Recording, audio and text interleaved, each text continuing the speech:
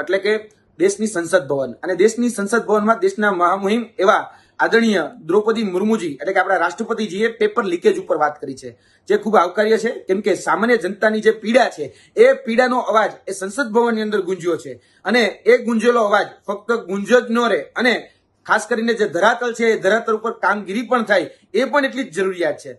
વર્તમાન પરિપ્રેક્ષમાં જોવા જઈએ તો જે રીતે વાત કરવામાં આવી છે કે દેશના જે યુવાન છે એની જે પ્રતિભાઓ છે એને યોગ્ય અવસર મળવો જોઈએ, જે દોષિતો છે એને સજા થવી જોઈએ, અને પારદર્શિતા એ તમામ પ્રકારની જે કોમ્પિટિટિવ એક્ઝામ છે અને સરકારી પદની જે એક્ઝામો છે તેના માટે એ પારદર્શિતા ખૂબ જરૂરી છે. આ પ્રકારની વાત એ દેશના સંસદ ભવનની અંદર રાષ્ટ્રપતિજી કરી રહ્યા છે.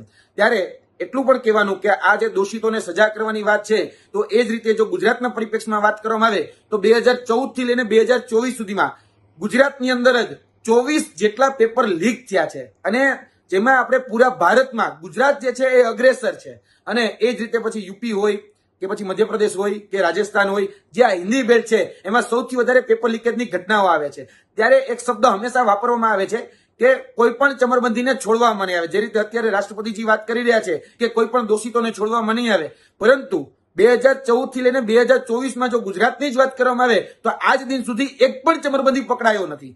આટલી બધી એફઆઈઆર તો પરંતુ હજી સુધી એ કોઈ પણ ચમરબંધીને સજા નથી થઈ. એટલે ખાસ કરીને જે વાત એ સંસદ ભવનની અંદર કરી રહ્યા છે, પેપર લીકેજ ઉપર જે કાયદો બનાવવામાં આવ્યો છે એની વાત જે કરી રહ્યા છે, તો અમે એટલી માંગણી કરીએ છીએ કે એ કાયદાનું યોગ્ય રીતે ધરાતલ ઉપર એનું ઇમ્પ્લિમેન્ટેશન એટલે કે અમલીકરણ કરવામાં આવે તો જ એ જે અવાજ જે ગુંજ્યો છે એ ગુંજ્યો અવાજને ન્યાય મળશે.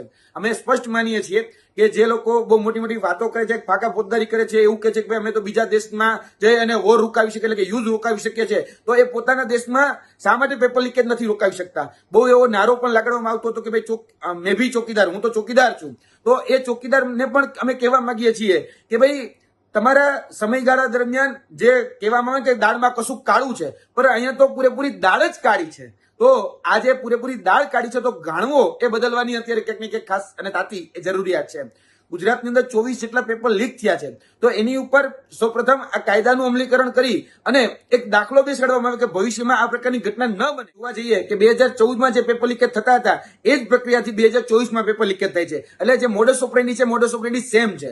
તો હવે જે આ પરીક્ષા પદ્ધતિની પ્રક્રિયા છે, જે પ્રણાલી છે, એ પ્રણાલીમાં કંઈક બદલાવ લાવવાની જરૂર છે. કેમ કે 2014માં જે છીંડા થઈ 2024માં પણ એ છીંડા અહીંયા ને અહીંયા યથાવત છે, અને જે પેપર લીકેજના જે માફિયાઓ છે, જે કૌભાંડીઓ છે, એ આ છીંડાનો ઉપયોગ કરી અને આ પેપર એ ફોડતા રહેતા હોય છે. તો ક્યાંક ને ક્યાંક આ રીતે જે કહી શકાય કે પેપર લીકેજને લઈ અને જે એક્ટિવિસ્ટો છે, જે વિસલ બ્લોઅર છે, કામ કરે છે, જો એની મદદ પણ લેવામાં આવે તો ઘણું બધું આમાં બદલાવ પણ આવી શકે છે, અને આ જે પેપર લીકેજની જે ચેઇન છે એ ચેઇન પણ તૂટી શકે છે. અને આ જે મોડસ ઓપરેન્ડી છે, સેમ મોડસ ઓપરેન્ડી 2014માં હોય એ જ મોડસ ઓપરેન્ડીથી 2024માં પેપરો ફૂટે છે. ક્યાંક ટેકનોલોજીનો અપગ્રેડ જે થઈ છે તો એનો પણ લાભ લઈ એના પેપર લીકેજના માફિયાઓ જે છે એ સતત વિદ્યાર્થીઓના ભવિષ્ય સાથે ચેડા કરે છે. તો એમાં પણ આ લિંક અને આ જે સિસ્ટમ છે એ બ્રેક થાય એ ખૂબ મોટી અને તાતી વર્તમાન પરિસ્થિતિના આધીન જરૂરિયાત પણ છે. કેમ કે આપણે જે પેપર લીકેજ ઉપર અત્યાર સુધી જે નક્કર કાર્યવાહી થવી જોઈએ, નક્કર જે કામકાજ થવું જોઈએ, નક્કર કામકાજ નથી થયું. અને ગુજરાતની અંદર સૌથી વધારે 2014 થી લઈ જોવા જઈએ તો જીપીએસસી ચીફ ઓફિસરના પેપરથી લઈ અને છેલ્લે જુનિયર ક્લાર્કનું પેપર જે હતું ત્યાં સુધી પેપરો લીક થયા છે. એમાં પછી યુનિવર્સિટીના પેપર તો અલગ, એના પછી જે બોર્ડ એક્ઝામો છે, ધોરણ 1 થી 12ના જે પેપરો છે એ પણ ફૂટ્યા છે. તો એની ઉપર હજી સુધી કોઈ પ્રકારના નક્કર કાર્યવાહી નથી થઈ, કોઈ ચમરબંધીને પકડવામાં નથી આવ્યો. એટલે ગુજરાતથી જ જે ગુજરાત મોડલની જે વાત કરવામાં છે તો ગુજરાતથી જ એનો દાખલો બેસાડવામાં આવે અને જે પણ પેપર લીકેજના માફિયાઓ છે એને યોગ્ય અને કડક સજા કરવામાં આવે તો જ આ જે અવાજ જે ગુંજેલો છે એને યોગ્ય ન્યાય મળે.